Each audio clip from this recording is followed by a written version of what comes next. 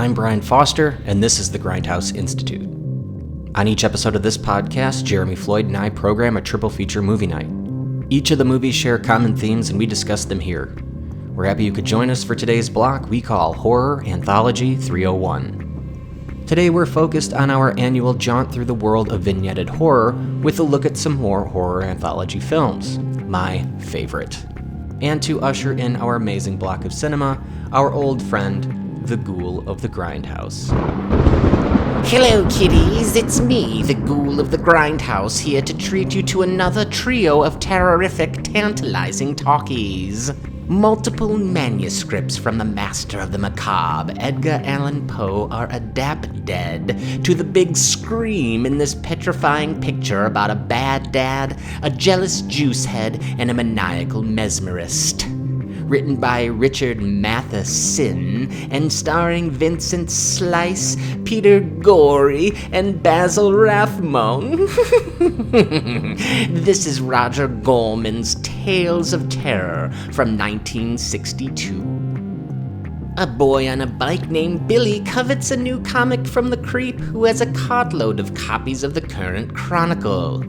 Billy ravenously rifles through and reads the rags in a rapture. In it, there are stories of special stones, sawed-off shotguns and scalpings, swimming, seclusion, and slicks of slime, sinners, side swipes, and a stubborn specter with a sign. George Slay Romero adapts Cleveland King's stories, and George Kennedy, Dorothy Lamour, and Tom Fright star in 1987's Creepshow 2. A gullible group of gangsters meet with a maniacal mortician to salvage a shipment of skag, but first they have to humor the hermit and hear his hearsay histories of horror. Careening from one casket to the next, the Bandito boys begin to wonder what might be waiting for them at the terminus of these terrifying tales. Scarence Williams III, Rosalind Slash, David Allen Fear, and an eerie ensemble star in Disgusty Cundiff's Tales from the Hood from 1995. Thank you for listening to the Grindhouse Institute. Please enjoy.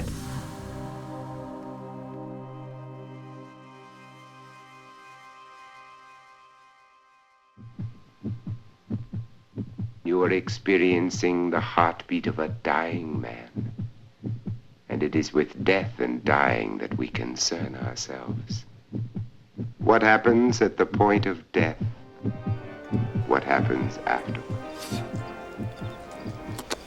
Hey man, fuck this, man. I ain't with this shit. Y'all can have this.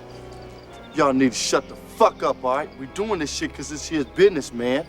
Besides, dead people ain't who y'all need to be worried about anyway.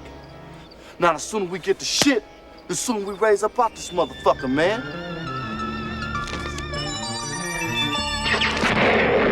All right, welcome back to the Grindhouse Institute. I am Brian Foster, and with me as always is Jeremy Floyd. Hello, and how are you? Well, before we get started, I'd like to say thanks for the ride, lady. Man, my cousin Ricky and I used to run around the house going, thanks for the ride, lady. We love that one. Classic. Today's, we are going to be back to class today, right? We're heading back to class. Class is in session. There goes the bell right there. And if we're doing this podcast thing correctly, you most likely heard from the Ghoul of the Grindhouse giving his pun-filled intro to all these all these films. If we have time to write that one, yeah, exactly. Yeah, we got to get that one going again. And then, so we're going to be talking anthology horror again. So this is Anthology Horror 301. And today's show, we're going to be featuring Tales of Terror from 1962, Creepshow 2 from 1987, and Tales from the Hood from 1995. Another good block of anthology films, I'd say. Yeah, well, I was actually, so we do this show every year, right? This is kind of one of our longer running gags here. Love it. And it's always a fun one. And, you know, I think in previous years we had compiled just a bunch of stuff that we wanted to do, and we're like, okay, we've been talking about Tales from the Hood, we got to put that on there. I feel like more than one person's brought up Creepshow 2, so I was like, okay, let's put that. And then Tale of Terror was actually just a last-minute addition. I had never seen it, and I frankly had never heard of it. I am aware of the Roger Corman Edgar Allan Poe adaptations. Most of those had, of course, Vincent Price in them. That was like his 60s filmmaking. Yeah. And they did like tons. 6, 7, 8 of these movies. They did a ton of them. That guy was directing like 5 movies a year. Well, I mean, Roger Corman? No, he was doing like 200 movies a year. It was like right. insane. Sorry, 500. Yeah. Yeah, you forgot a couple zeros there. But he so one of the Poe Corman movies was also an anthology movie, and I was like, oh, well, we got to do that. And I think part of this kind of came up because one of our biggest Twitter fans, anyway, shout out to Amy Laura Hall for at least putting us in the direction of Corman and Poe. I can't believe we have a listener. Shout out to our listener. A listener, yes. This is so exciting to me, man, and like there's interaction happening, and I love it. So thank you very much for the suggestion, because I really enjoyed this one. I mean, we'll get into it more, but I'm really glad we got to add this one based on that recommendation. Yeah. Well, and no wonder our podcast gets one play every week. I'll take it. Yeah. Better than no plays. Yeah. No, but it was great, and I think she talked about, I think, how one of the other movies, I think maybe it was the Raven or maybe the Mask of the Red Death, one of those Corman-Poe adaptations scared the pants off her when she was a kid. I don't know if she saw this one, but if so, maybe, or if not, maybe she will after this, but and if so, maybe it'll be bringing back some terrifying memories. I would say this one was pretty terrifying. There's definitely some moments in there, and with the clearly low budget that Corman had to work with, he still did quite a great job. Right. Yeah. Reusing the set from 400 other movies that they did in sort of the Gothic era. Which one? That one exterior? Well, I just meant some of the interior sets where it's like these like abandoned sort of dusty castles that these guys were in. Yeah. I mean, and then the very first one in particular, Morella.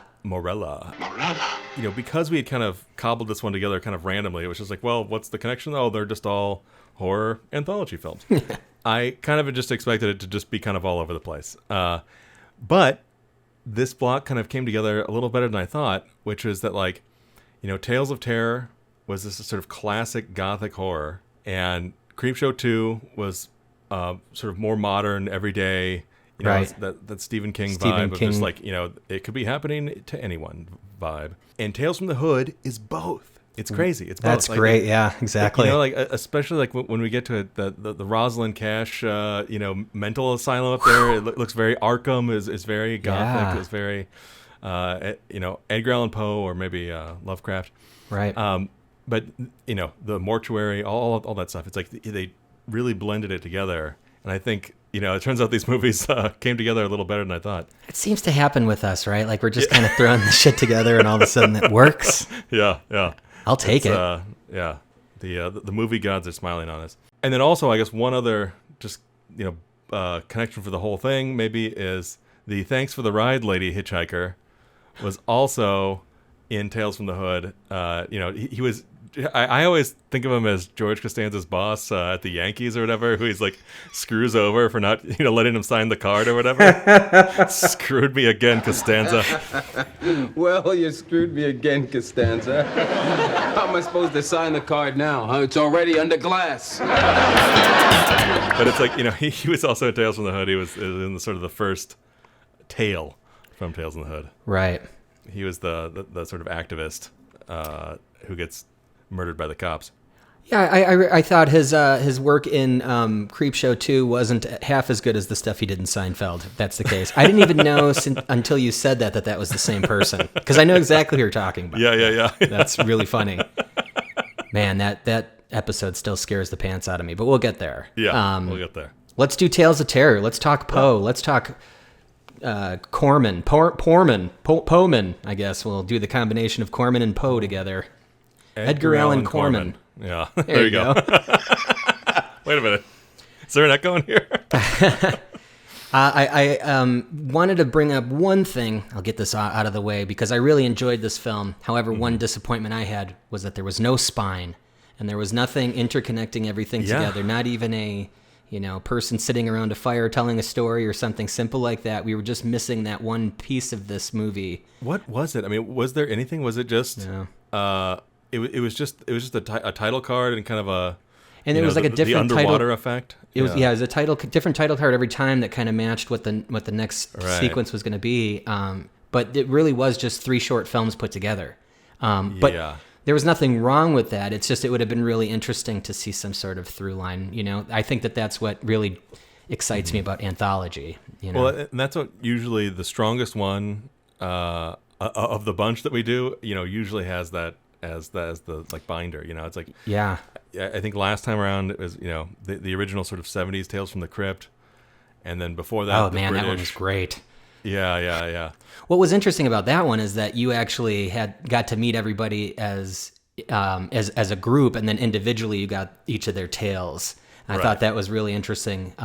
But yeah, this one, I don't think it needed it, so to speak. It's just that's one thing that I always really hang on to with anthology films. No, for sure, because then it just, otherwise, I don't know, it's just some random short films.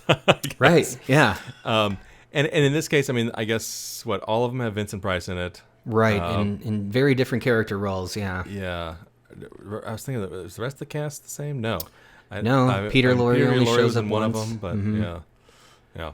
But I mean, let's start with the first one, Morella. This was Vincent Price at his creepiest, I'd say, of the 3. You know, he was an abusive father, blamed his daughter for the death negligent, but abusive, yeah. Blamed his daughter for the death of his wife, the titular Morella. And then you find out that he's just Ed Geening and Norman Batesing this woman inside the castle, right? Just holding on to the corpse as it slowly deteriorates in bed. Creepy as hell. Yeah. But I like this one. I always like Vincent Price. I think the second he walks on screen, you're in for a good horror jaunt. But this one was good because it had, kind of a slow burn.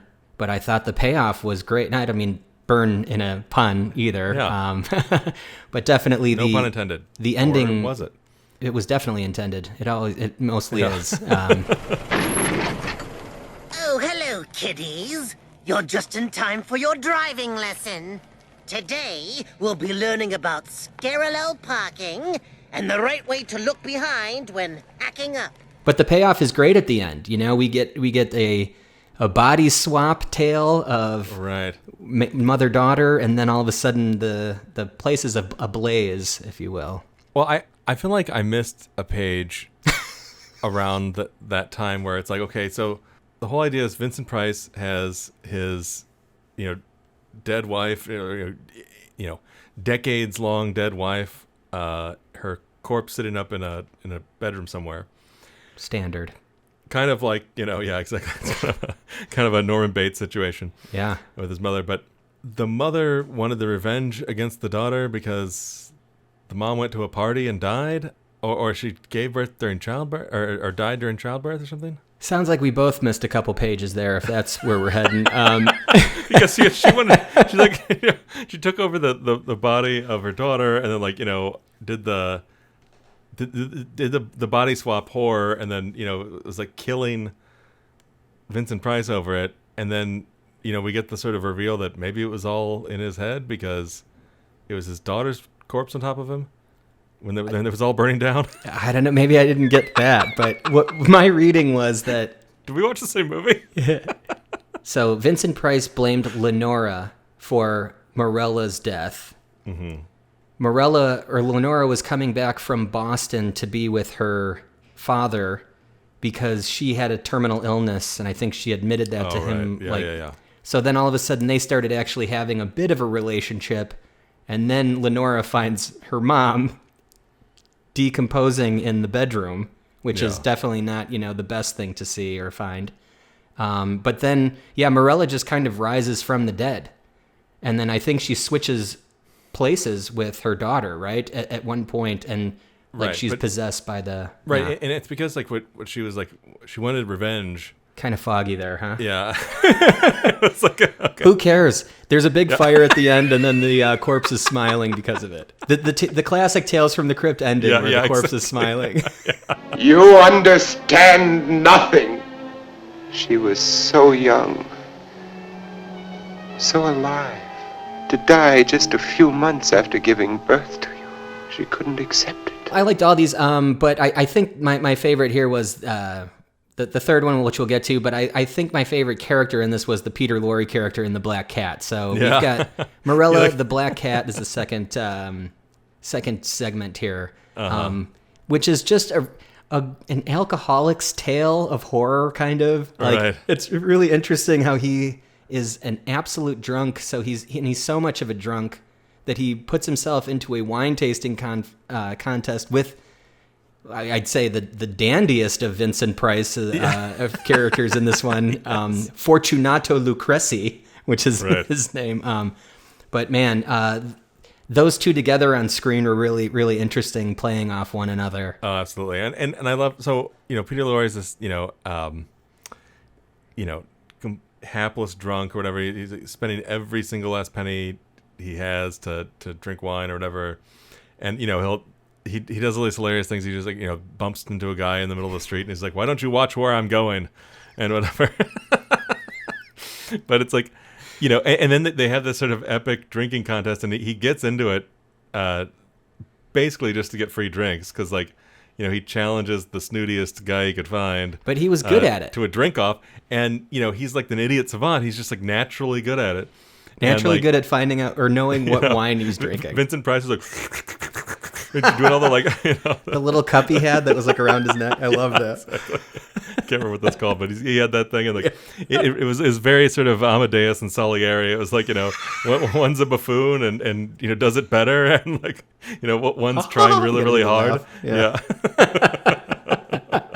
My name is Fortunato Lucrezi, at your service. Montresor herringbone! What are we waiting for? Bring on the wine. And then Vincent Price comes in to steal Peter Lorre's wife. Right, exactly. So Peter Lorre rightly suspects that his wife is having an affair with the wine-tasting sommelier of Vincent Price in this one.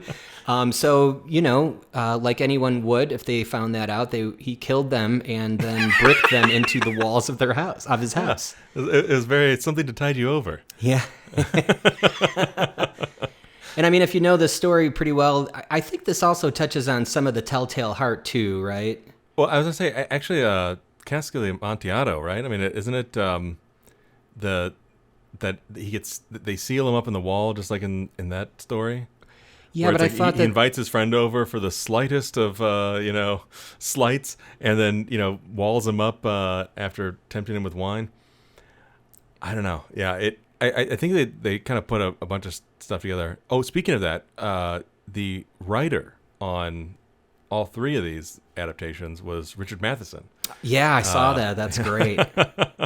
And maybe that's another connection. We got see? An Omega Man connection. We got Rosalind Cash and Tales from the Hood, and Richard Matheson, Tales of Terror. Now cut to Charlie and Always Sunny with all the pins and needles with all the ribbons. Take a look at this. Jesus Christ, Charlie. That right there is the mail. Now let's talk about the mail. Can we talk about the mail? Pepe Sylvia. This name keeps coming up over and over again. Every day, Pepe's mail's getting sent back to me. Pepe Sylvia, Pepe Sylvia. I look in the mail. Well, this whole box is Pepe Sylvia. So I say to myself, I gotta go up to his office. I gotta put his mail in the guy's goddamn hands. Otherwise, he's never gonna get it. It's gonna keep coming back down here. So I go up to Pepe's office, and what do I find out, Mac? What do I find out? There is no Pepe Sylvia. The crux of this one is, and it's called The Black Cat, is that Peter Lorre hates this cat that his wife owns. And so I believe he killed the cat too, or thought he killed the cat by sealing it into the wall as well. Now, I feel like he seemed surprised when he found the cat in there. Oh, okay. So maybe I was confused on that too. Yeah. But I guess I could have missed another note there. But I feel like what it was is that, he didn't know what happened to the cat, but whatever, he doesn't care because he hated the cat. And then it gives him away because, kind of Telltale Heart style. Right. When the cops come snooping around, But he wasn't just being tempted by the cat either. He was being tempted by the couple, or his wife and Vincent Price. So, I always thought that this story was interesting from a storytelling perspective, because this could be all in his head, and I think that that's really where the horror is. That he's being haunted and by the guilt of killing these two people, and he can just keep hearing them. Well, that's a good point, because it's a very, very gothic idea. And shows up all the time. I mean, when we had Eileen Jones on to talk about gothic horror. The Innocents. Every single one of those The Shining, The Innocents, The Haunting, that they all had that sort of protagonist who these horrors may or may not be happening. They may have just been in their head, Yeah, exactly. And this one does it really well. Tales from the Hood also does this really well. Of are these things happening, or are they sort of manifestations of their guilt and like their psychosis of the mind rejecting the sort of like violence and things that they had committed. I think that's really interesting subject matter, and it still makes for good modern storytelling, even though this was 1960, but still pretty modern, versus when Edgar Allan Poe originally wrote this, obviously. Right. But yeah, I thought that was a really good one, and I forgot to mention that I believe after every one of these segments too, they gave a quote from Poe, right? And this one was, "I had walled the black monster up within the tomb," and so. That's kind of like the giveaway that he actually did put the cat in there, or he found the cat in there. But then the third one here, The Facts in the Case of M. Valdemar. This one's my favorite. And I have a reason that this one's my favorite. So Two Evil Eyes is a collab project between George Romero and Dario Argento. And they both adapted two Poe tales as well. They did The Black Cat, and they did The Facts in the Case of M. Valdemar. When I watched this movie, I was like, shit, did they just kind of remake this movie in a way without the first tale, Morella?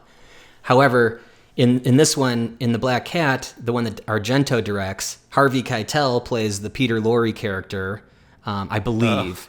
And I think he's a photographer. I don't remember exactly the idea around it or the details, but he does the same exact thing. He walls people up or bricks them up into the wall, and finds when he gets in there and he can actually see what's behind the wall, this cat has completely like eaten away all of the dead bodies. It's like it's like turned this version of it like to 11, like it's just it up, disgusting.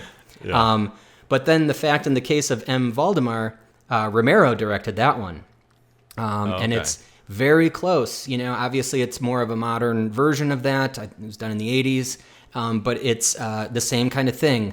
A man who is so obsessed with his psychiatrist or hypnotherapist, he thinks that this guy has solved all his problems and made all his pains go away, and he kind of puts all of his faith in this one guy who ends up hypnotizing him as he's dying, and then he's trapped.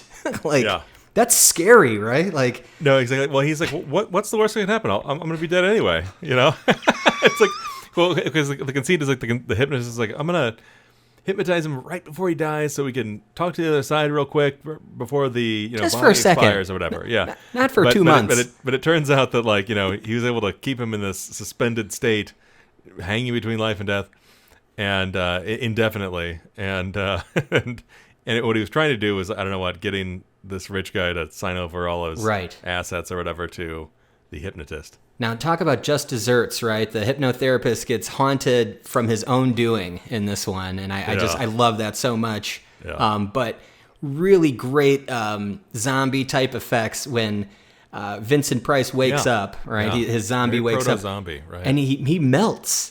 And they keep doing this strange, like, watery dissolve, and every dissolve they had, his face was melting a little bit more. I thought it was effective. That effect kind of reminds me of when one of the four cops gets, like, melted into the mural in Tales from the Hood.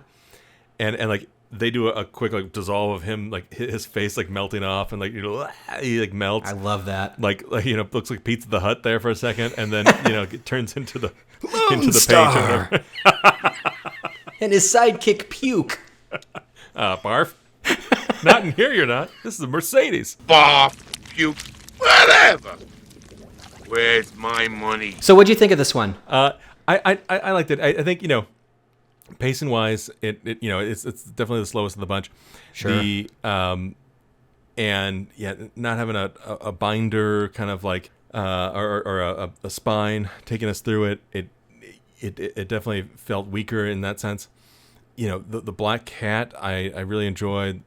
Facts of actually all three of them. There was a lot of really good stuff in it. I feel like most of them were just sort of uneven though. It was like, like maybe that there'd be, if each one's 22 minutes long or something, there'd be 18 minutes of good stuff and like so a little bit of chaff in there. We had like right, yeah. it didn't trim the fat. But then again, maybe the movie would have been for 55 minutes. Then. Exactly, yeah. 1 hour for 3 of them.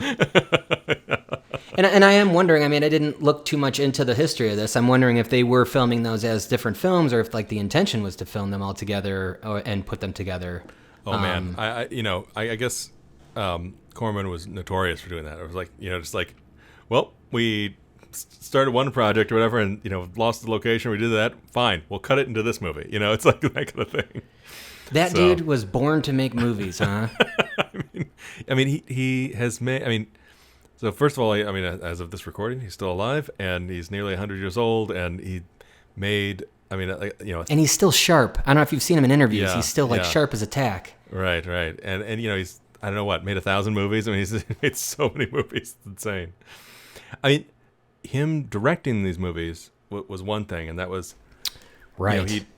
He directed maybe 200 movies, but he somehow he produced somewhere in the neighborhood. I mean, like I don't know, 800 movies, 1,000 movies. I mean, it's so much. If you watch anything from the 80s, you'll see the New World logo come up every single time almost. Right. So you're just like. Pfft. It was either Vamp or Life Force. One of those was also a New World. Life Force, I believe.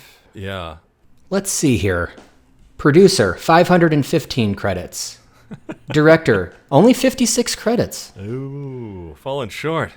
515 credits. And, there's a lot in there that's good, too. I mean, there's a lot of crap, like I don't think he really had, like, a care in the world. We just kept wanting to make movies. I mean, I guess... Oh yeah, I mean he had this like sort of like practical version of film school that he ran, which is that like, okay, he'll get these ambitious film students, as long as they hit X, Y, and Z and could turn in a movie on time and on budget within X amount of days or whatever. It's like they could sort of do whatever they want. It's like, but the second the monster died or whatever it was, that is the end of the movie. And like, he had these sort of like rules for it. But as long as you hit that, you can kind of do whatever you want. And a ton of people came through there. I mean, tons and tons of people. Oh, yeah. James Cameron. Martin Scorsese got his first sort of like... Wasn't that Boxcar Bertha? Boxcar Bertha. I mean, it technically wasn't his first feature film. Right. But he did, kind of movie on the weekends with his friends.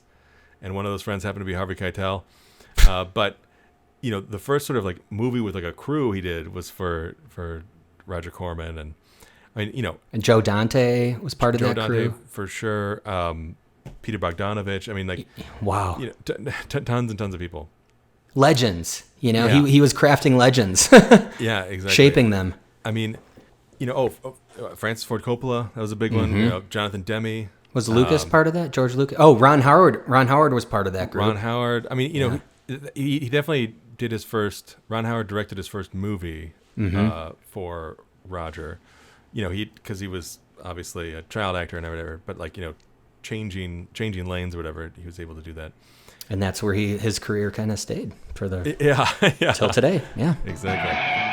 Grand Theft Auto, directed by and starring Ron Howard. But I mean, these low budget movies made money, right? I mean, like that was part of his genius as well, right? They were.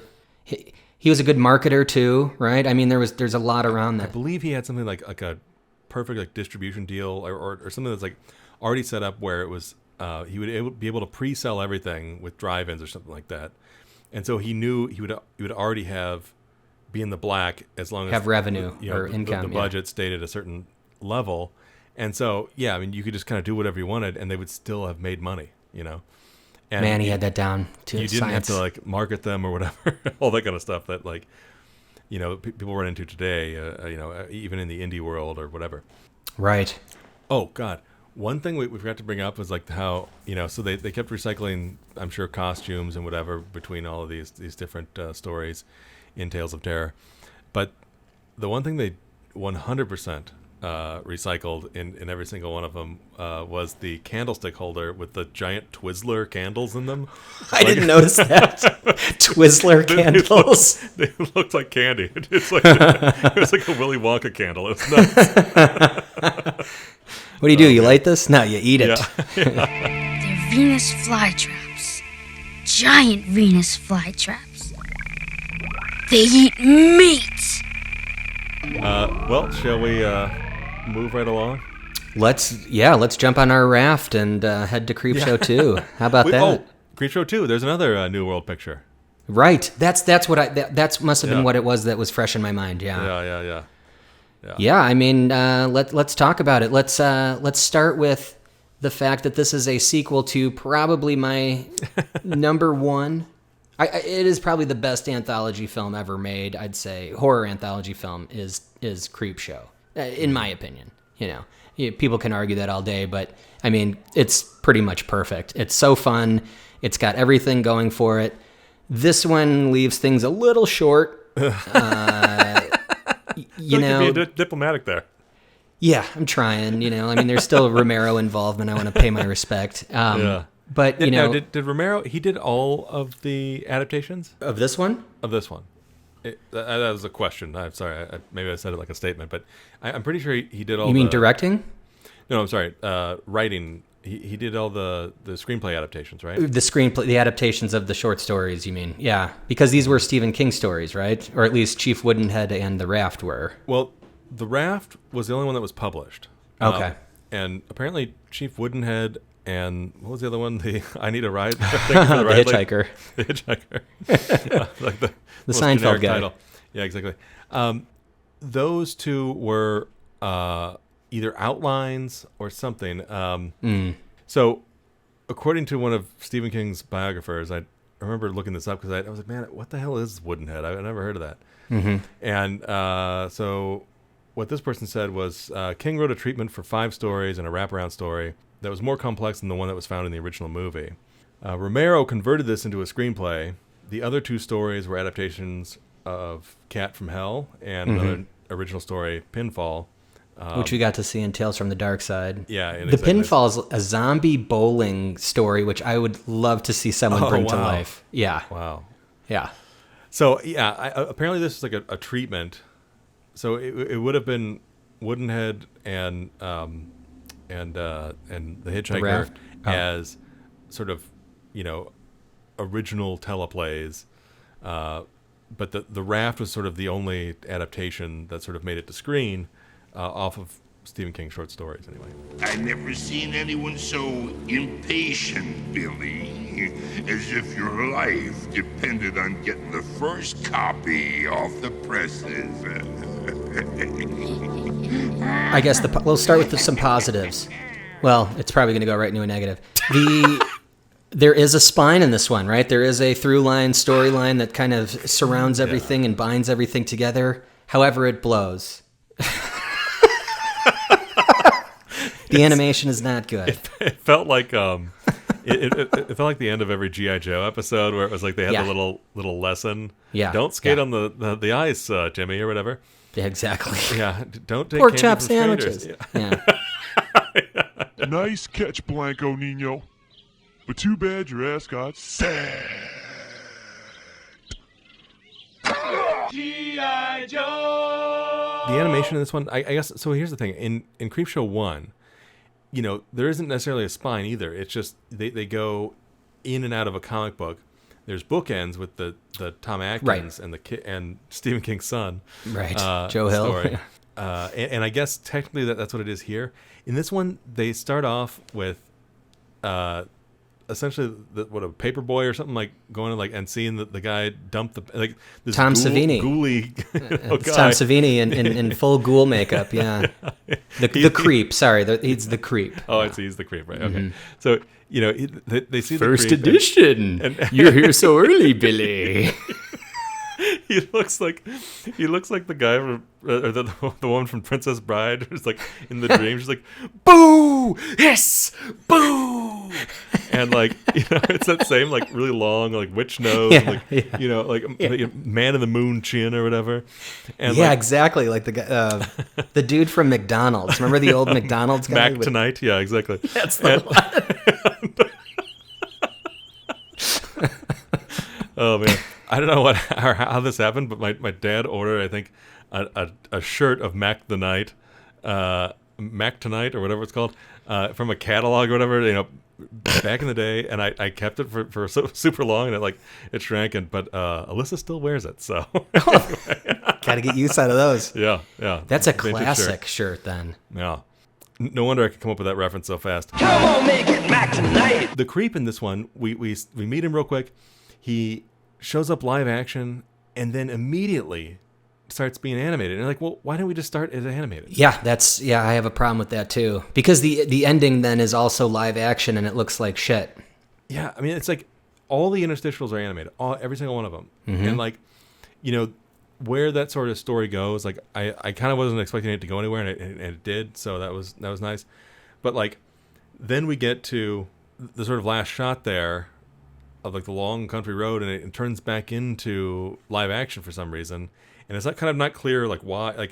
No. It's not as if he looks at the comic book and we're sucked into the comic book. No, it was just that the things that were happening in the real life that we've been given just starts being animated all of a sudden. Anyway, right. So it just even as a film form thing, you're well, what? If you're gonna do it animated, just do it animated. I understand. Yeah. But anyway, I mean, I'm sure that there was some cost involved or extra cost involved to do that, but because they do go to animated in the first Creepshow. It starts with Tom Atkins and Joe Hill, and Joe Hill sees the creep outside his window, and then the creep becomes an animated thing. Well, also in that one, there's sort of a justification, not only that it's in his comic book, whatever, but he gets beat up by his dad, and then he's in his room, he's all upset, and that's why God made fathers. He finds an escape through the comic book and sees it out the window, and then it sort of turns into this thing of the comic book comes to life. In this one, it's just he goes like this. He makes some move, and then all of a sudden, animated bats fly at the screen. Yeah. That's really Mac the Knight throws some newspapers on the ground, and it's okay, now we're animated. All right. So there was something about this creep, though, that was... Because the creep in the first one didn't say anything, had a ghoulish laugh, and kind of had the hand when it was let's get him kind of thing, with that. But this one, he's got a voice. I'm not sure who voiced it, but the voice doesn't match Tom Savini, that's for sure. I was about to say, it's not Tom Savini? Okay. No, he doesn't do the voice. But, it kind of... It lost me a little bit that it had a voice. However, it does harken back more to old EC Comics, where there's that introduction by either the Crypt Keeper or the Vault Keeper or the Old Witch, and they would give you, a little blurb about what you're about to watch. Mm-hmm. And this one, they kind of did that too. They did that a little bit more in line with the original comics that they were referencing. In Creepshow, the first one, it was just kind of the creep was there, and then all of a sudden we were moving through each of those animated panels, and then we'd be back into the comic book in live action. So a little bit different. But also, you're talking about something that's directed by, George Romero, and then the second one is directed by, I believe, John Harrison. No, that was Tales from the Dark Side. This is directed by a guy named Michael Gornick. Okay, Michael Gornick is the DP on Dawn of the Dead. And he directed a few episodes of the series, the TV series of Tales from the Dark Side that Romero produced. And I think that's where he got some of his directing chops, and then he was given this as his first feature. Oh, interesting. Okay. So, I just looked him up. Yeah, it's he shot a bunch of stuff for Romero. He shot Martin, Dawn of the Dead. Night Riders, I think. Night Riders, Creepshow 1. And Day of the Dead. So there you go. So let me bring this up too. And I tried not to get super negative on this movie, but I've got problems. And so there was something very special about the first Creepshow and in its cinematography. And it's the use of colored lighting and those colored backdrops that would pop up behind Adrienne Barbeau and behind Leslie Nielsen. And it would very much look like a comic book. It was definitely drawn or however that was, and it was a fake background. They didn't have any of that in this. This was just kind of straightforward cinematography, right. Camera work, we'll call it. It's in Creepshow 1, it's most of it was sort of straight, but then there'd be these highlight moments. Exactly. Yeah.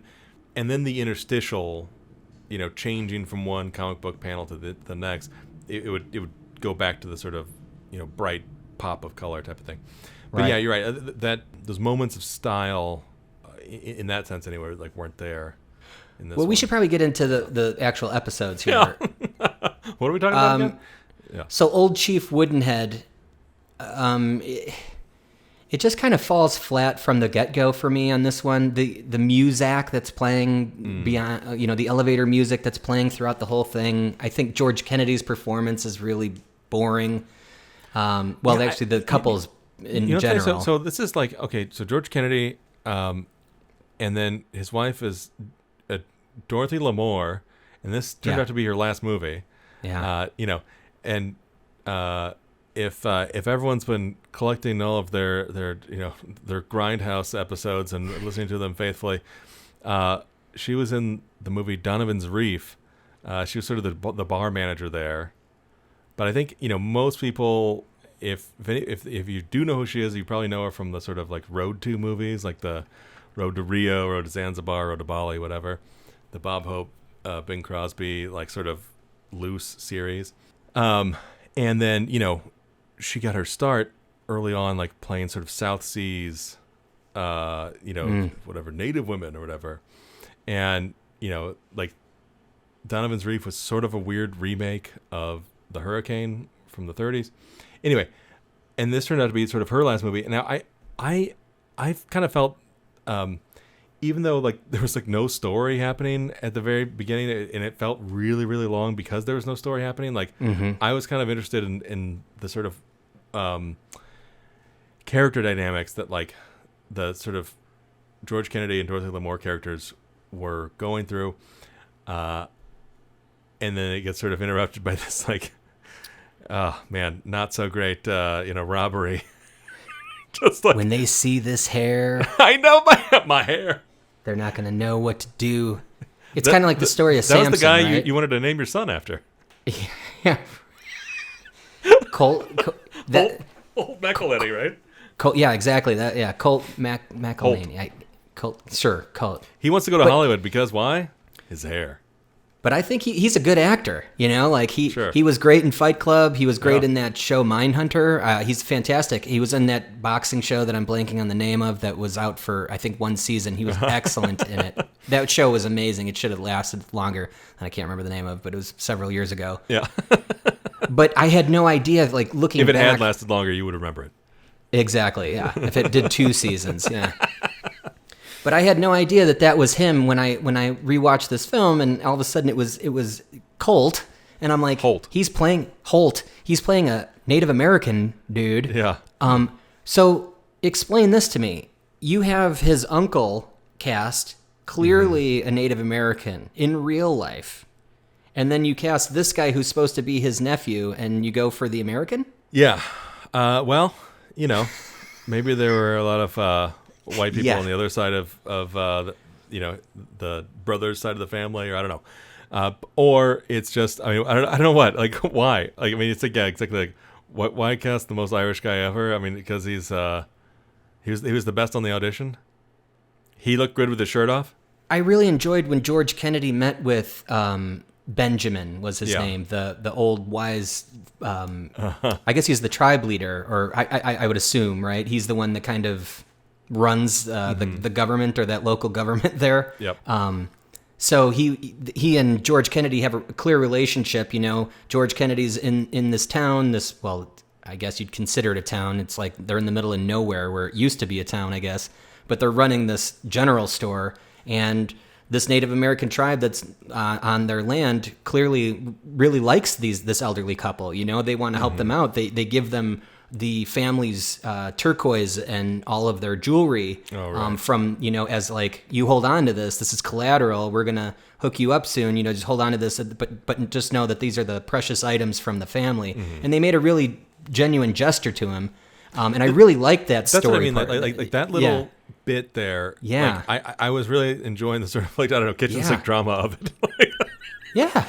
And then it's like, I just think a lot of the specifics of like the robbery and like the sort of let's talk about the robbery. Really over the top stuff that they were having Holt say about his hair and all this kind of crap, and like how he kept pulling it off his face, and how he was robbing them or whatever, and it's like also they kept making it kind of clear that it's not like there's anything really to steal anywhere in this town. So it's like what were they trying to get away with? I mean, right. And but they were trying to get the jewels back, right? The family jewels. I don't know, the family jewelry. Well, if so, that may have been something that I glazed over when I was watching it. But like when Holt McElhenney was robbing them, I thought he was just taking the cash register and like all this kind of stuff. But the whole point is like it turns out one of his friends is like really rich or whatever. It's like, well, right. Why weren't you robbing his parents? So weird, right? Because I mean, if anybody has something, it'd be them, right? you even get that guy's house, or with his rich parents sitting in the room, and he just sneaks out, and he's like, "Why didn't you steal like $1,000 from these people, and then go to L.A.? Because that's like their goal, right?" Yeah. And I don't know if you know this, but Fatso, fat stuff. That's Hal Holbrook's son. So that's really? the connection to Creepshow 1. Oh, wow. Hal Holbrook being in The Crate, obviously. But, Crate's a much better episode than this. So, I mean, I think we've kind of laid into Chief Woodenhead enough. There are some neat scenes in it. I really like some of the shots of the, when you see just the shadow of the statue. Yeah. Obviously kind of a golem coming to life. Sort of like, so, there's that robbery scene, and that is... It feels like it takes forever. It's just like, oh man, this will just not end. Now, when Dorothy Lamour gets blasted in the side or whatever, like that effect looked great. I mean, it just it had these little stipples like break through on her apron or whatever. But it wasn't like exploding with guts everywhere necessarily. But it was like just the way that the bullets ripped her apart was like these little stipples. And it just, as an effect, it looked great. And I think it was supposed to be the thing where it's like, oh man, the gun went off accidentally or whatever. It was like escalated. Okay, once that started happening, and then we get the wooden chief on outside, like kind of coming to life. The transition from the sort of stiff and like motionless puppet to either the mobile puppet or like a guy wearing a suit, right, was a really cool transition.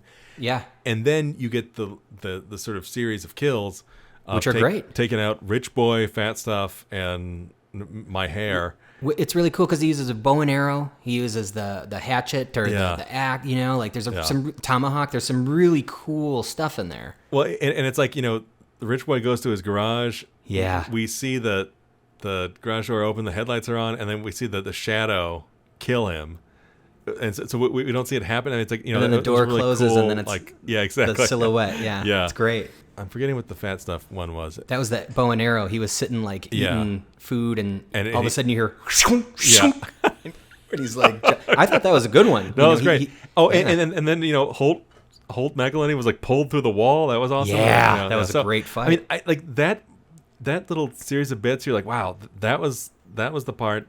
That was to like it. Where exactly where they needed to get to, and it's like, and everything else they needed to they really needed to trim that robbery down. It's like, geez. Yeah. Or you could have just had them rob them, and we didn't need to know exactly what they were up to. You know what I mean? It's like, exactly. It could have been a random robbery. But I did like that there was some of that added stuff, and the fact that Benjamin, the uncle, does come back to visit the elderly couple, finding that they're dead, or finally seeing that they're dead, but then seeing Chief Woodenhead holding the scalp of his nephew, and then he gives him the, whatever, goodbye or blessing or whatever. And he's like, see you later, Chief. You're a good man. And it's like, I'm not going to mess with this wooden puppet anymore because you just fucked up 3 people, right? Right, exactly. May your spirit rest, old warrior.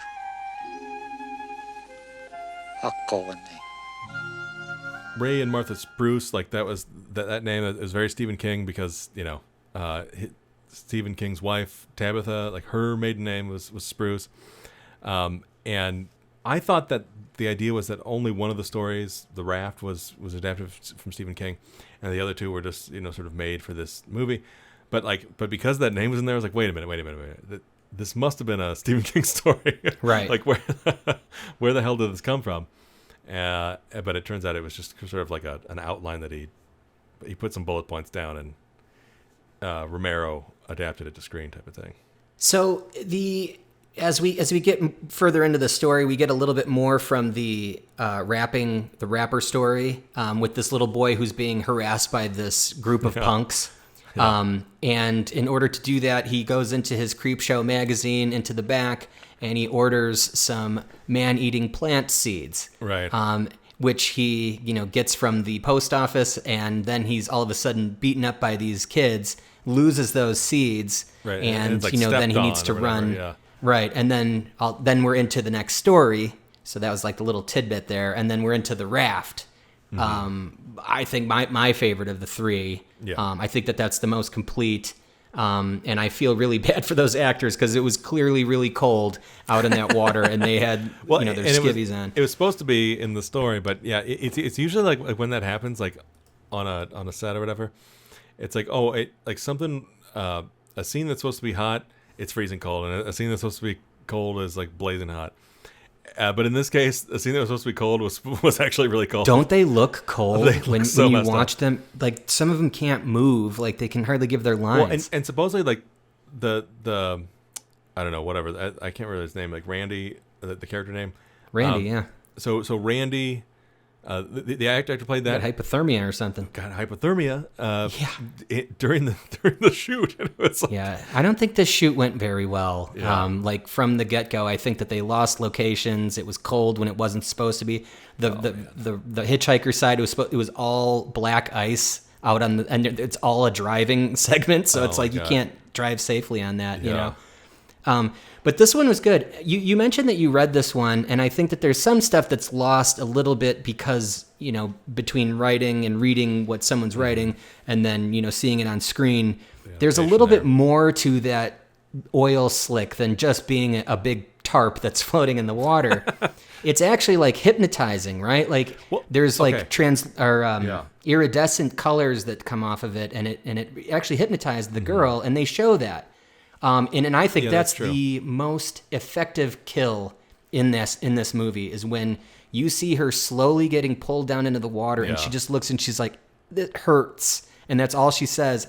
That was pretty hard to watch, but very effective. Yeah, yeah. I mean, it's actually in a lot of ways it's very true to how the short story plays out. There is sort of a bigger emphasis on how seductive the mysterious, monstrous oil slick is, and like, that's the thing that gets the first woman. Was it Rachel or Laverne? I can't remember. Well, the first one who goes down, like Rachel's the one that gets killed first. Kind of like, yeah, exactly, like drawn to it, and they do play that in the movie. Now they kind of have that be more of a thing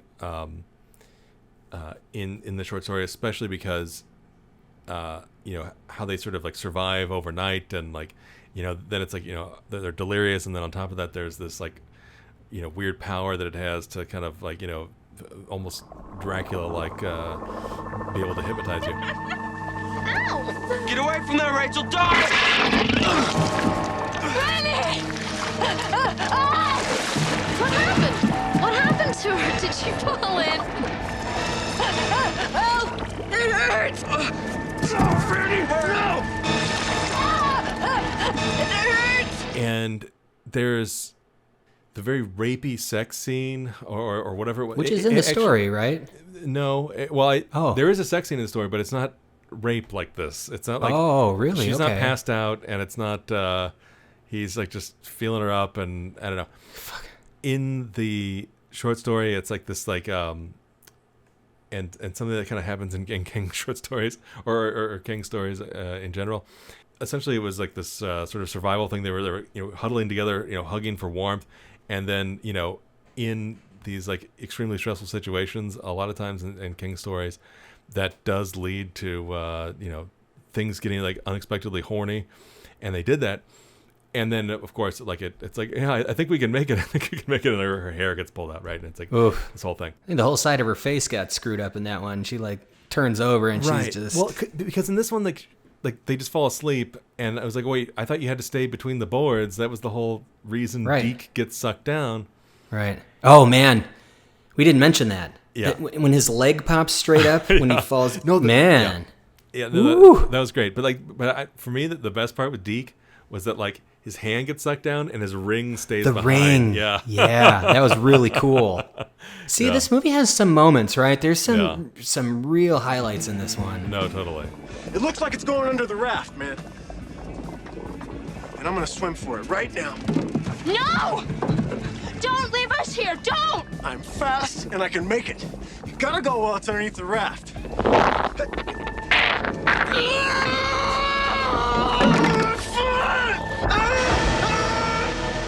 the movie here, so after the Deke thing, the idea is that, like, in the short story, what was great was that, like, Laverne watched Deke get sort of sucked through that thing. Well, because Rachel, like, falls over the side, and then they don't really see how bad it really was or something. In the short story. And then with the Deke one, it was just like right in front of their face. And because of that, sort of Laverne screams so much she passes out. And Randy's like holding her and standing between the boards so that it doesn't get him. And like, his muscles are like, almost like, giving out. And then the whole idea is that they cannot, like lay down like that. And so they have this whole taking turns like standing up and whatever. Now, what's kind of great about that is that like, kind of like how Night of the Living Dead works, you spend all this time with the machinations of like the humans that are in the survival mode here, and like, how they're sort of battling it out amongst each other, and those personalities get in the way of it. And it gives something for the audience to like kind of cling on to here. In this one, it's like they are the only two left, and then they can just lay down for no reason, and then she passes out, and he wakes up and he's like, hey, I'm horny now. Let me start playing with her. And she keeps murmuring no, and you're like, oh God.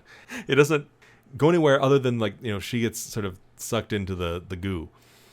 But it makes for this weird moment with the character you're following. And maybe they wanted you to have that feeling for him so that you wouldn't feel too bad when the tidal wave gets him. Yeah, exactly. I don't. Yeah. I beat you. Yeah. I mean, that was an interesting adaptation. And I feel like that part kind of makes it makes sense for the adaptation, because it's like, in the story, essentially it sort of ends with like kind of ambiguously, but it gives you this sense that, well, he's going to get seduced by this thing as well, because he's sort of the last man standing.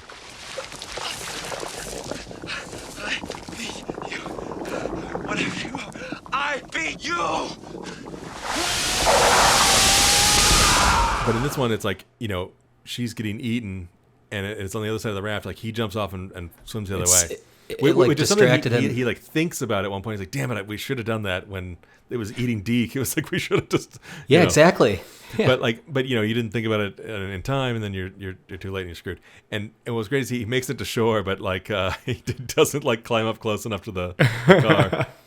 But I do like love that like ending. all those little shots of like seeing how close yet how far the car is, and yeah, and the car just represents like, they can get away, but safety. They can't. Yeah, they're stuck. I thought the ending was great. The tarp comes out of the water, covers him up, and and it goes back, and then all of a sudden you see that the radio is still on in the car. The car's battery's about to die, and then it slides past, and it's like, no swimming. Yeah, right. No, I thought that was great. That was a great ending to it. That it made it work, especially for this medium, because like just having if it had just been sort of a 1-for-1 literal adaptation of him sort of being hypnotized and like it's over, right? That's not the same thing as you can experience it differently as a story versus a movie. Yeah, I think you need a punchy ending in these, right? Like you need a clear cut end, and that was it. But I mean, I don't know. It's like you could have the sort of like, well, it sucks, but the thing got all of them ending without having Randy be so rapey. Correct. You know what I mean? Absolutely. It's like, yes. I don't know. I know it's very weird. Yeah. It's a real like, I don't know, scab on this episode. Like it's like the one thing you're just like. Oh man. Okay. So the thing we didn't talk about though was the very opening of this because it starts, each one starts with a still image on paper, and then it turns into a freeze frame, and that animates to life, right? And this one, it starts with that car driving down that windy road. And, first of all, it's like, everyone's passing around a joint, and they're like, I feel the need for weed. God, it's so great. I actually liked that actor. I thought he was funny. Yeah. But, like, how much did that feel like the opening of Evil Dead?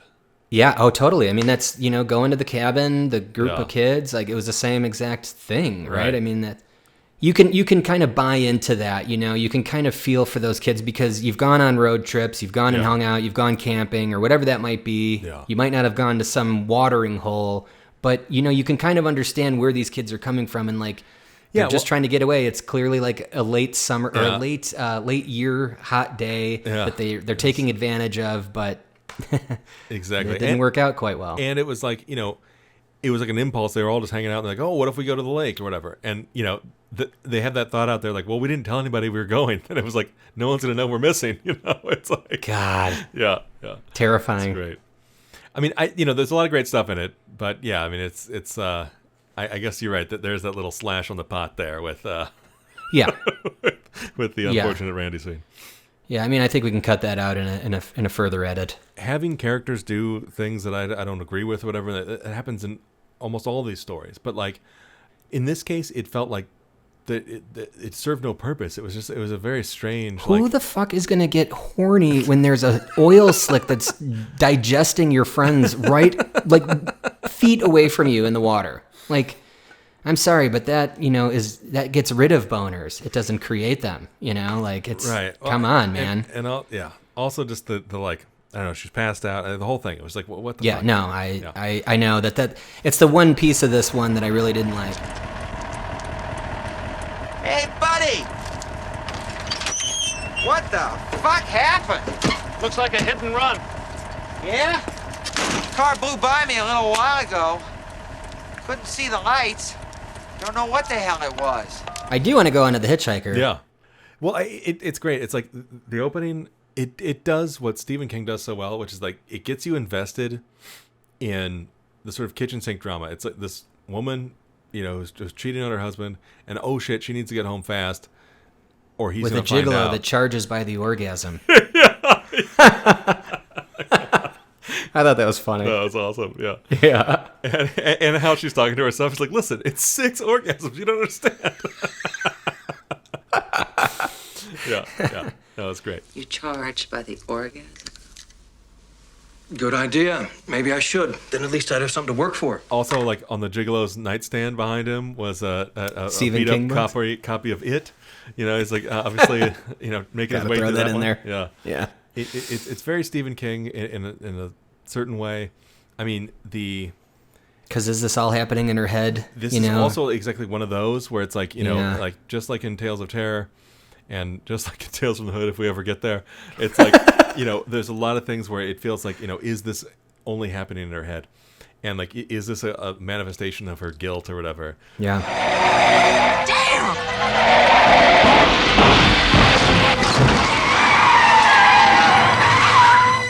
But then later, we see Stephen King coming out. He's driving his like Maximum Overdrive truck. Yeah, exactly. That's what. And like, and then there's like this weird kind of a Jordy Verrill, kind of a meteor shit. Exactly, because he's just like, he's very like, exaggerated and like and funny. Hey, what's happening? What do you think's happening? The guy got creamed. That's what happened. It happens all the time. But there's something like very sort of ominous about that line, right? It's like, because there's a hit and run victim on somebody who was like walking on the side of the road, which, fast forward to 11 years after this, that victim was him. Oh yeah. Wow. Man, that's, I didn't even think about that. It's interesting watching it in retrospect and like, and then thinking about that and like the way that, that this thing went down, it was something right out of one of his stories. Think rationally. Can you live with this? That's the question. The guy's dead. No. You don't actually know that. You don't know that. For certain. She's being haunted by this hitchhiker who he has this one line that he keeps saying, "Thanks for the ride, lady." And you know, even though he's getting more fucked up, it's still I love it. By the end of it, he's basically a tongue that's saying all that stuff. I got a complaint about that too. They kind of held on that last shot a little too long with the puppet that comes through the window. But overall, this was a really effective piece, I think, and it really does kind of lean into. It was a really effective piece of native advertising for Mercedes because exactly, you couldn't kill this car. Yeah, you can't break down a Mercedes. It got all the way home. Yeah, you know? Exactly. She smashed into a tree 40 times, and yeah. But the reason I bring up the fact that this is kind of could be all in her head is that she constantly hits this guy. She did kill him, right? But this guilt is driving her nuts. So she thinks that this hitchhiker keeps following her. She shoots him like 400 times too. And it's right, like, she shoots him. She hits him in the tree, you know, multiple times against. There are some really, really graphic scenes in this one. Yeah. But I just thought it was really interesting because at the end, even though she's all, you know, covered in the zombie hitchhiker, she died from carbon monoxide poisoning. She's just dead in her car from the car running inside the garage. Yeah. So it goes right back to did she kill herself? You know, either intentionally or unintentionally because of that, or, you know, like it's a lot more to it. And you know, she had his sign or whatever, and it's like the Dover sign, sort of manifestation of his guilt, and like Stephen King does that a lot, or has done that before in I'm thinking of Storm of the Century. Okay. Long, complicated story, but there's one sort of minor character who got in a bar fight and ended up killing a guy or whatever, and like he, after this crazy event that happens through the entire show, we see his fate, which is that, you know, he sort of kills himself the way, you know, he accidentally killed this other guy, and like, so it's like, you know, he has this like you know, I don't know, penance through like dramatic irony. It's like right yeah exactly. Yeah. I mean, it's a really interesting I guess device that he uses a lot, and he kind of does it here, and you're right, like what's kind of cool is that we see, or what it seems to be, or my interpretation of it, I should say, is that, yeah, it's like we are seeing her sort of guilt over what she did, you know, haunting her. And, you know, again, that sort of gothic idea of like these things that are horrifying and seem to be happening in real life, you know, are also could be read as just happening in her head, you know.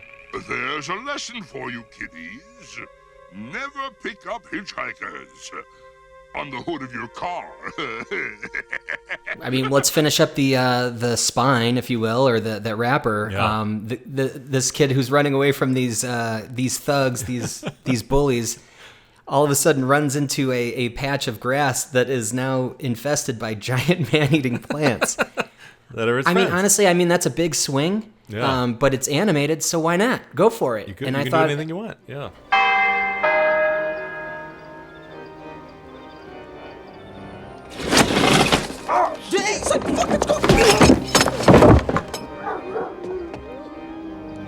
I've been waiting for you boys. So, even though it took us this long to get to this one, I'd say that this is probably the best movie out of the group. In my opinion, definitely the best one. And I hadn't seen this movie, Tales from the Hood, since it originally came out. So, 95? Same. Is that right? So, yeah, exactly. I saw it when it came out, although I have sort of no memory. So, I only sort of remember the first prologue with, you know, introducing, you know, Clarence Williams III. The God, is he good? The cop one, exactly. Man. And then the David Alan Grier. Yeah. One where the abuser. It's like it's all fucked up. I mean, yeah. And for some reason, maybe I fell asleep. I don't know or maybe I just don't remember him. But like, I don't remember the last ones. And I had forgotten that I had seen this movie. So like, it's like was it coming back to you as you were watching it? It was all coming back as I was watching it. Yeah, exactly. I was like, wow, okay. I know what's going to happen next. Am I psychic? I mean, I think, you know, Adam kind of described this on our Tom Atkins show, where it's like talking about how like Night of the Creeps. He's like, yeah, I forgot that I had seen it, and like, you know, it was like something like, you know, this imagery in his head or whatever. He's like, oh, that's what it was from. Yeah. You know, I'd gotten that a couple times, in this one. And, you know, it's like, I definitely remember Clarence Williams III as this, like, you know, psychotic guy in the mortuary and, like, not blinking. But for some reason, I thought maybe that I had seen that like in a music video or something. Like it just like it wasn't like registering that it was from this movie. The shit. The shit. The drugs. You get the drugs, then I get the money. Okay. You know, this is all new to me. I'm not a drug dealer. I'm a mortician. This is a perfect example of how you do the rapper properly, right? Like it starts with that, it sets everything up, it comes back to that as more stories are being told. He's clearly telling the stories, or at least telling these folks about, you know, these three guys that are visiting him to try to get the shit. Yeah. He's telling them all this, you know, very, you know, urban focused I guess lore. It reminded me a lot of, and it's funny because the newer Twilight Zone that came out that Jordan Peele did, you know, it said it was, you know, breaking all this ground by, you know, making these, you know, predominantly people of color cast and all this stuff. And it's like Tales from the Hood did this in '95. Yeah. Guys. Let's slow down a second here. What's frustrating is like there have been a lot of movies like this, but that, like, I don't know, didn't make that their sales pitch the way that they're being made now. And it's like, you know, it's like, okay, fine, you know, it's like, right. You want to sell the movie that way, that's one thing, but don't pretend like that, like this is the first time it's ever been done. Like, exactly. You know what I mean? Like, you know, anyway. Yeah, an easy Google search would tell you that you are wrong, right? I mean, but I think in general, this movie has it all. It's very gritty. Yeah. The acting's great, even if it's over the top, but it works for a movie of this type. Yeah. All of the sequences are good, and they all, you know, run together really well. I mean, we should get into it. You know, the Rogue Cop. Start with that one. Rogue Cop Revelation. Yeah, that's right. I've got nothing against good cops. You what? I said I've got nothing against good cops, but I will see low-life scum like you run out of the department. You shut the fuck up. The one black cop in the Rogue Cop Revelation story, God, I was like, God, he looks so familiar. And I like looked up his IMDb. I was like, nah, this isn't looking right. But it turns out he's like a stand-up. He's a comic. Oh. And I was like, oh God, okay, that's probably what I saw him from. I mean, and how interesting was that? You know, both him and, you know, David Alan Grier, you know, both stand-up comics playing very sort of straight roles. You know. Yeah. I mean, you know, there are some sort of ironically funny things that happen with the David Alan Grier character. You know, it's just like, or he has these little moments, like certain little punchlines or whatever. And, you know, it's not like a well-delivered joke, but just like, I don't know, his like presence, like it makes it funny. But like, definitely with the Anthony Griffith part in Rogue Cop, you know, there wasn't really any of that in there. And he plays it so straight, you know, from the beginning as this sort of like, you know, very green rookie cop to the you know, broken down alcoholic, and then the sort of like, you know, a straight-jacketed padded room, you know, like almost Arkham Asylum type, you know, right, yeah, like completely broken from reality at the very end there. The whole time, you would never guess he was a comedian. I mean, it's like, and that's probably why, like, I was like, looking at his IMDb, I'm like, this isn't, not this. What do I know him from, you know? Yeah, I like this one a lot because it kind of flipped the script a little bit. You know, the actual comeuppance in this one was that black cop, because he didn't act when he had the opportunity to act when, you know, at the beginning during this traffic stop that clearly was turning bad, especially during the 90s now in LA. I think that's clearly what they were getting at. But, you know, he didn't act. And I think that was obviously the main point. Yeah, I mean, this is like, what, 2 or 3 years after Rodney King yeah. and like, and, you know, this is, so Tom Wright, the George's, you know, boss for a little while at the Yankee Stadium, also, thanks for the ride, lady, he gets pulled over, and it turns out for no reason, and the reason was to harass him, and then it accelerates to the point where they kill him. And Officer Smith, or, you know, the Anthony Griffith character, you know, was complacent and all that. But he also was the only one who felt guilty about it, and like kind of like did the thing where it's like, oh, bring them to me. Clarence, bring them to me. Bring them to me. The music choices in this one were so interesting. Like, not only some of the needle drops, like Strange Fruit, and some of the hip hop tracks that we were hearing, as like source music. Mm-hmm. The music by Christopher Young. I mean, I'm familiar with his work a little bit, but like the thing I remember most for is The Gift, the Sam Raimi movie that sort of like, which I haven't seen yet. You've mentioned that one. Okay, yeah, it's like this interesting period of Sam Raimi in between sort of the Evil Dead world and then Spider-Man or whatever. It's like he had this period of time where he was doing some very different genres than you'd suspect. But anyway, in that one it had a kind of similar sound to it. It has this like very heavy sound, but then also kind of a country twang to it, and like it's really interesting, like contrast to things. But anyway, the music moments during that beatdown, like the fact that we kind of like switch into whatever 200 frames a second or whatever as his head goes through the window, and like just there's all these like little moments. I definitely as a kid I didn't appreciate this, but like kind of watching it again as an adult, like you really appreciate the sort of cinema of this movie. You expect us to believe you're talking to this dead fucker? Quite frankly, I don't know what to expect. My orders were to get you out here. I'm good at that, following orders. One last thing on the road cop was great was like, well, maybe two last things. One was like one of the cops, like Wing Hauser's partner. I was like, it was killing me. I was like, who is this guy? And he's like, oh, he was the spiders caused himself a couple of flies from Pulp Fiction. Yeah, he was the guy who calls Zed. Yeah, that's right. That's the guy who gets grabbed by the nuts and pulled down into the grave, dragged. Yeah, when great. When he gets to the cemetery. Then the other two cops like flee. Mm-hmm. While they're running away, they keep seeing Tom Wright, appearing in different places and on their windshield and whatever, and like on their sunroof, and like, or grabbing him through the Thanks for the ride, through the lady. window, and it was exactly like it must have been a nod to Thanks for the Ride, Lady. So what kind of problem are we talking about?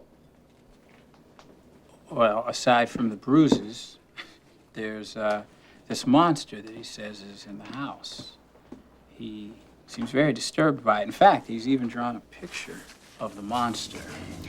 Let's talk about David Alan Grier beating up his son. I think that was the next one, right?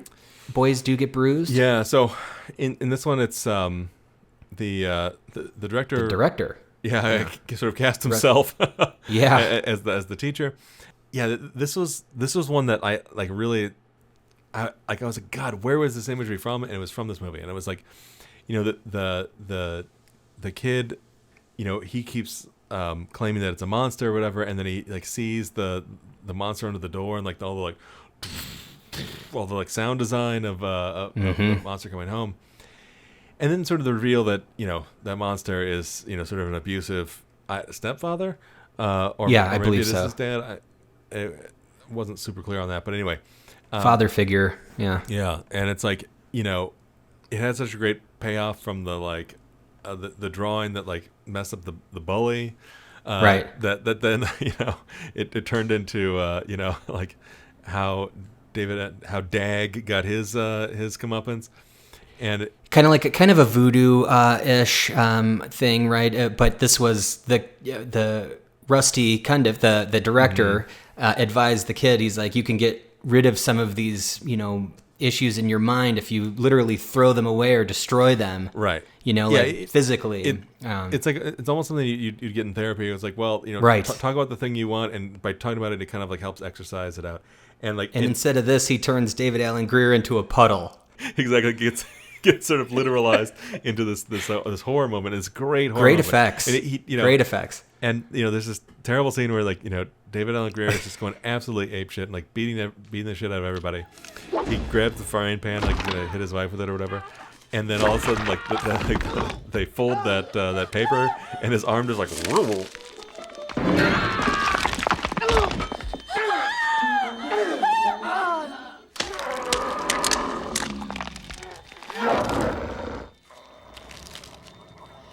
This shit ain't over yet, bitch. The imagery and like the bone crunching sounds or whatever of him getting twisted there, like that was all like, buried in my memory. And it's like, and at the time I was only aware of David Alan Grier from like In Living Color, yeah.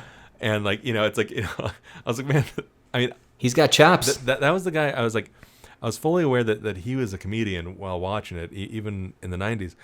Yeah. But you believe him as this character. Like he's you know what I mean? It's like he's so vicious. Oh yeah. But I also love how like toward the very, very end, he hadn't been sort of burned up yet. He's in this like puddle of his own, like his own skin and like, busted bones, and he's still like threatening them or whatever. And he looked like Judge Doom from Roger Rabbit.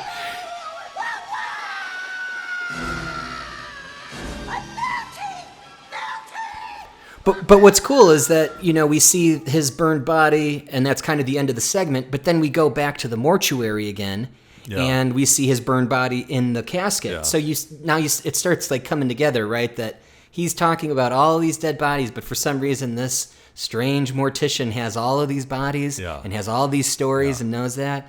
And then we start, continuing on with more story. Obviously, this one I thought was absolutely hilarious. The KKK comeuppance. Yeah. What a great title, too.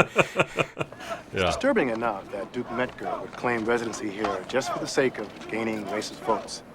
But the real slap in the face to the black community is that he chose this house, this former plantation, with its history of racism towards black people, to set up camp. Can anything be done? Well, there are certain things that we plan to do. There ain't nothing we need to do. They're gonna take care of it. They're gonna make him pay for being here. Who will make him pay, sir? The souls. The souls are gonna make him pay. They're gonna make him pay for being here. Miss Cobb was the keeper of the souls. And now there's no peace. There was peace, but there's no peace in the dollhouse now. The dollhouse? The dollhouse. They're gonna make him pay the dollhouse. The story actually kind of reminded me of Battleground, which is a Stephen King short story in Night Shift, I think, and then it got turned into, there was like a mini series of mostly stuff from Nightmares and Dreamscapes. It was like, it's kind of a made-for-TV little miniseries thing. And what's funny is it was one of these like sort of concept episodes where they got William Hurt to be in it, but he didn't say a single word. He just kind of came home and like these things were attacking him, and like he just had to sort of deal with the dolls, or yeah. I mean, it was exactly. It was kind of a doll like situation, but they were like these like, little tanks and shit. Oh, okay. Anyway, no, but this is great, and like I love the guy from Do the Right Thing. He's like Martin, like that guy. As this really like scumbag, a consultant, like a political consultant. Listen, by the time I finish with you, you might even get a few black folks in the till. Well, the start would be just getting the bastards off my front lawn. Like, he's the first guy to get it, and he gets it real good, and like, he just eats it all the way down the stairs, and like, lands on his neck. Yeah, they weren't afraid of showing, bones bending the wrong direction in this movie, and a lot of great sound design of cracking of bones, and like creating or turning people into liquid, more or less. Well, and I love all the puppets in this. I love the sort of stop motion, and all the sort of creepy, the interesting blending of all those effects and whatever. And like how the faces weren't like animated, but they would definitely sort of change from sort of one cut to the next type of thing. Yeah, they didn't need to move in camera. They just needed to have the right expression for whatever action they were doing. Way to put it. Yeah, exactly. The expression would change. Yeah, I love that. I thought that was strong. Plus, I mean, I'm sure it probably helped the animators, and they're like, okay, good. We don't need to do the talking. That's good. We don't need that's easy. Here, we have like 4 heads. We'll just switch it out. Yeah, exactly. Yeah, which is probably what they did. Yeah. No, but I also love just the very in-your-face imagery, like not being subtle with their messaging on this one. When he covered himself in an American flag and then is devoured, and you know. He takes the American flag and he's like beating the painting with it, and he tries to like smash one of the dolls with it. And, like, yeah, exactly. It's chaotic. Yeah. This one had a lot of Evil Dead feel to it, like the very kinetic type action. Maybe more like Army of Darkness, where it's like, you know, he's like when he's like fighting the little versions of himself. Yeah, exactly. Like, the mini ashes. Yeah, it's very comical to look at because like this like giant guy is like fighting these you know like 3-inch dolls Gulliver's or whatever. Travels kind of thing. Yeah, but like you know, it is also scary at the same time. So like, I mean, that would be one of the scariest things ever. Like when you, I think all of these are like that. Yeah. When you put it. You know, you could laugh at the dolls, then they're stupid and all that, but like just put yourself in that position. And if those things were coming at you, like, well, and how great was terrified. Sort of the reveal of like he comes back into the room at one point, he's all, you know, kind of beat up, and like the painting has all the dolls removed from it. Yes. Or whatever. God, that was awesome. And then, you know, the army charges I love the motif in movies where artwork changes, and you know, just because something's missing, and then they're like, "Wait a second," and then all of a sudden that thing is out of the painting. You know, I think that's great. Cain was the world's first murderer. He slayed his brother. And how many brothers have you slain? Just like maybe in the next one, and in the Rogue Cop, maybe these things didn't happen with the zombie. Morehouse, like the George's boss from Seinfeld. Like maybe that stuff didn't happen, and maybe it was just that, you know, the Anthony Griffith character was going around, you know, killing all these guys, right. And we kind of don't know, and like it again, sort of like how we've been talking about with both Tales of Terror and in the Hitchhiker of Creepshow too, you know, these things may or may not have, like, you know, just been part of this the guilt of the characters or the conscience of the characters. You know, I don't think that necessarily applies in Boys Don't Get Bruised, but definitely in Comeuppance and in Hardcore Convert and like Rogue Cop. Right. Like all of them, and then even in the wraparound, I guess, like the idea of like what the audience is experiencing as sort of literal horror, you know, could also just be this like the psychological, cognitive, or you know, like breakdown of what's happening, or sort of the perspective of these things are like of a guilty conscience, you know. I mean, Hardcore Convert probably is that to the fullest, right? I don't think there's anything really happening in this episode, right? This is all kind of in a fantasy world, or it's like like the whatever it's called, like that moment of time as you're expiring, right? The flash, kind of not limbo. I'm thinking of the middle ground between here and the other side, right? Yeah. And it's like that's that one last step that you have to kind of face all your your judgment. The sort of DMT is kicking in, exactly, like you're right, exactly, going through all this stuff, and you know, you can see in certain moments when Rosalind Cash is really giving it to him. How good was she? Oh man, she so awesome. I mean, really, it's like you know, she was definitely good in Omega Man and whatever, but like in this one, you know, she really cranks it up. Yeah, she was front and center as a you know, showing off those acting chops. Yeah, totally. And when she's yelling at Jerome there and like getting him to sort of make the connection of you know, his violence and, you know, other forms of violence. Oh man, and how great was the guy in the sort of hamster cage next to him, the sort of the white supremacist, you know, like, oh my god, he was so good. He was such like a terrifying character. I mean, that was very much like what happens in prison, right? Like you start meeting, you know, your neighbors, and there's those conversations, and that was kind of what we got. Well, look what we have here. The first soldier in my army, perhaps. You gotta be really bad to be in a place like this, otherwise you wouldn't be here. So what'd you do? What you in for? Murder, punk. And I wouldn't mind doing this shit again. Me either. I killed a lot of people. You wanna know what kind? Come over here, I'm gonna show you something. What's wrong? Are you afraid of me? My favorite part of this one was the sleep or the deprivation chamber. Yeah.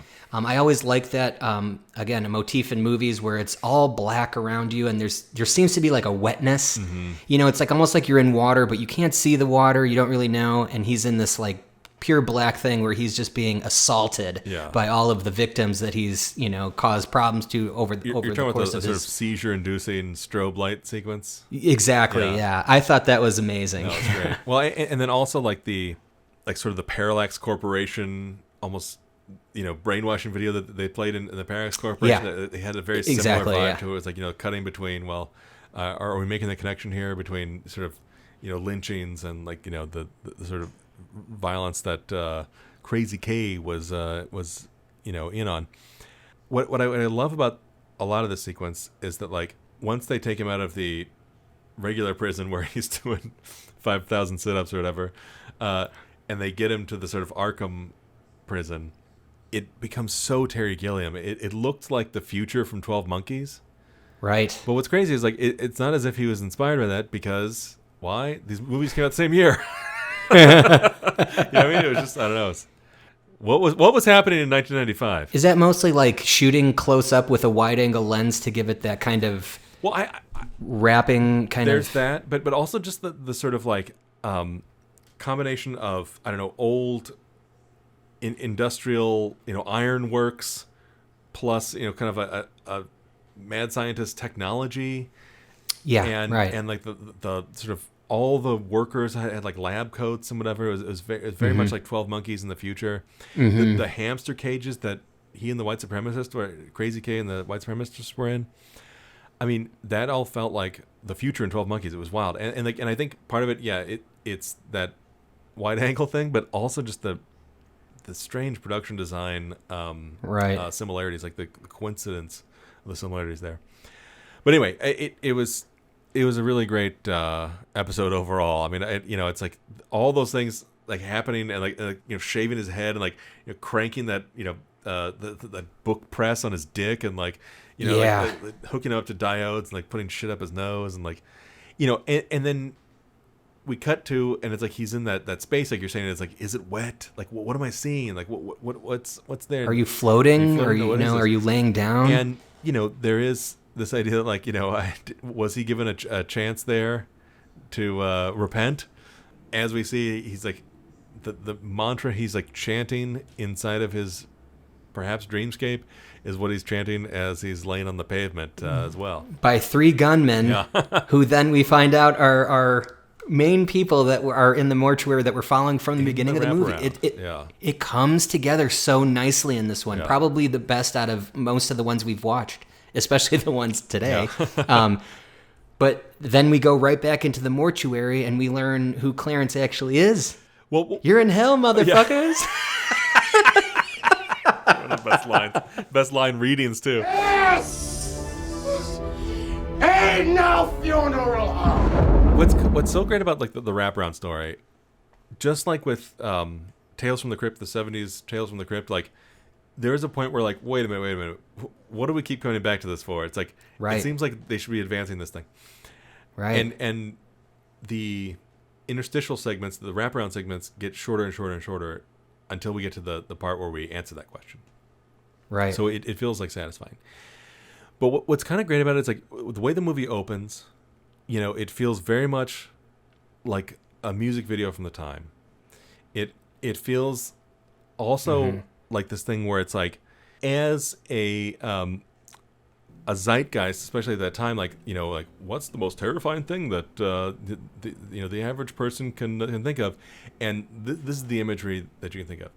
And what's great is like you start with that imagery, and then you take it into what's even scarier? Well, it's the unblinking Clarence Williams III with like tobacco leaves on his teeth, and he's just like dressed like Vincent Price, and with Don King's hair, and he's this completely nutty character who's like terrifying these guys. And then we find out that he's actually just Tim Curry from Legend. Yeah, he does kind of become Tim Curry from Legend. But it is a good reveal, and I think that the the whole wall getting blown out, and it's like a real shitty green screen from the 90s, but it still is so great because it's just chaos. And I love the very end. first thing is like they do like his like sort of snake tongue comes out of like the gap in his teeth or whatever. They sort of play on that. Like, oh man. If the line is "Welcome to hell, motherfuckers," like that's the kind of like, you know, metal reveal you'd want anyway, where it's like, you know, for sure. Like you don't want to take it too seriously, you know what I mean? It's like, no, you want horns, you want flames, you want red, you want demons, yeah, you want the whole schmear. Exactly. Welcome to hell.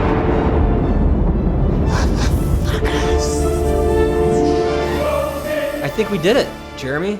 It only took us an hour and 46 minutes. Honestly, man, there was a lot to talk about with these ones. These were some good movies. I'm glad we got to talk about them. Yeah. All right, the next episode is called Call Me Snake, and we're going to be talking some cool movies that involve some Snake Plissken, and then one that sort of involves a Snake Plissken, but more of a rewritten kind of a version of it. Yeah, a Snake Plissken where they tried to avoid getting a lawsuit, but it didn't work. Those movies are Escape from New York, Escape from L.A., and Lockout. Lockout.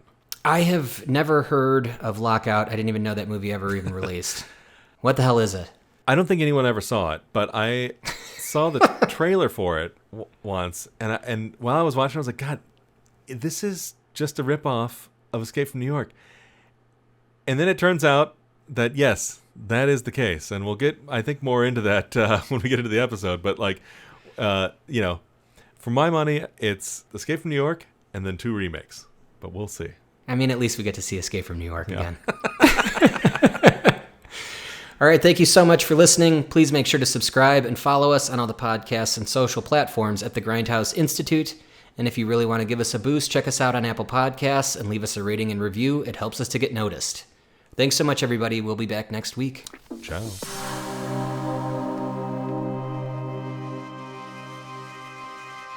It's time for this boogeyman to boogie. I'll be slaying you, boars and ghouls. Till next issue, try to stay scared, eh?